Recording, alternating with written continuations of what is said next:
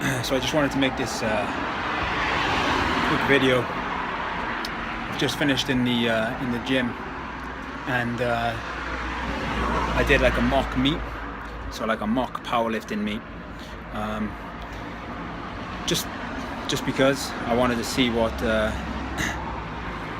was capable of in like one hit.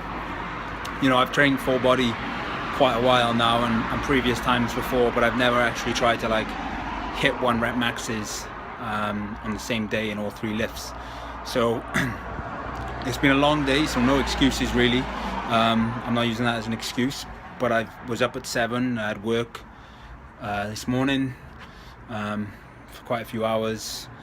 Then I did some university work, and then now I went to the gym at 7:10 this evening, and did 400 calories. I was going to do my cardio anyway, so I did 400 calories before I worked out. So perhaps the results might have been different, but I did so 400 calories. The gym's heaving at this time of night, and I typically squat first or deadlift first, but tonight I had to bench press just because the racks were busy. So I started with just 60, did 60, started with it, did 80 was fine, 100 felt fine, 110 felt fine, 115 was okay. That's my 1 rep max. Sorry, no, it's not. 117.5 is my 1 rep max. So I did 115 and then I went straight to 120. But unfortunately, I got stapled. Managed to get out all right. Bruised my thumb in the process, but that's fine. We live and learn, right? I guess that's why when you're going to go for a 1 rep max bench, it's important to have a spotter. You know, deadlifting and squatting's okay, because with squats you can just drop the bar, or you can have the racks up, and you know, you can't really die.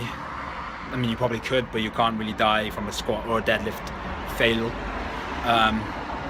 Whereas with bench press, you can. So after I failed and I got stapled on the bench, I went straight to squats. So I was feeling a bit fatigued because of the cardio, and I already done bench press.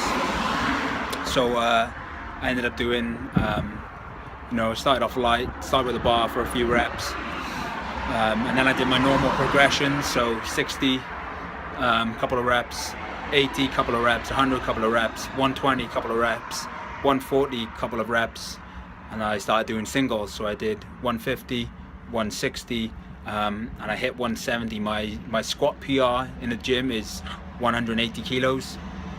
So, you know, that's not too bad, 10 kilos shy of it after the cardio and the bench press and the long day. And then it was time to deadlift. 207.5 is my current 1 rep max. I did that last May. So, and I've hit 200 kilos recently a few times.